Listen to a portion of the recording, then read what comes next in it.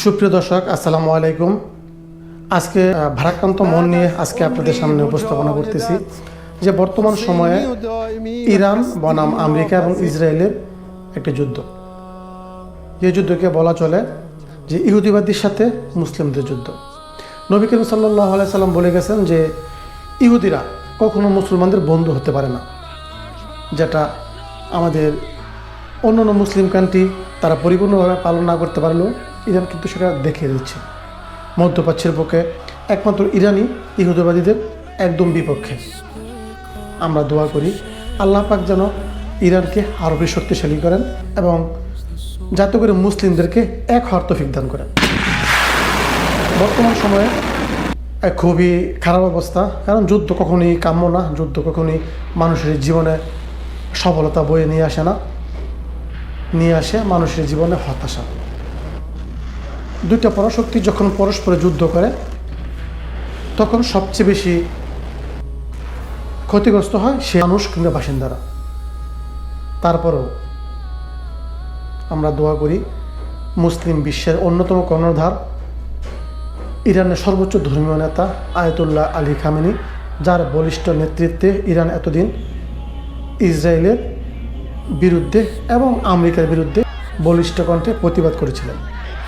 যখন গাজাতে হাজার হাজার মানুষকে ইসরায়েলের পাপিষ্টরা সেখানে নির্ভীক অত্যাচার করেছিলেন, একমাত্র মুসলিম দেশ হিসাবে কিন্তু ইরান তাদের পাশে দাঁড়িয়েছিল।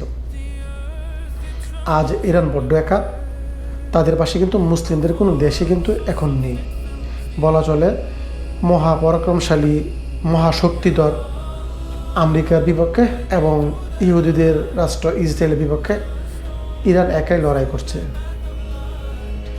আমি যখন ভিডিওটা শ্যুট করি তখন কিন্তু ইরানের সর্বোচ্চ ধর্মীয় নেতা আয়াতুল্লাহ আলী খামেনি নিহত হয়েছেন। ইন্না লিল্লাহি ওয়া ইন্না ইলাইহি রাজিউন। আমরা মুসলিম যারা আছি আমরা সকলেই তার জন্য দোয়া করি। আমাদের ভিতরে দল মত নির্বিশেষে আমরা ওনাকে সাপোর্ট দিয়ে যাব ইনশাআল্লাহ। বিশ্বের প্রায় কোটি কোটি মুসলমান তার জন্য দোয়া করতেছে। আমি মনে করি যে এই জন্মে না হলেও উপরওয়ালার কাছে কিন্তু তিনি অত্যাধিক মর্যাদার অধিকারী হবেন।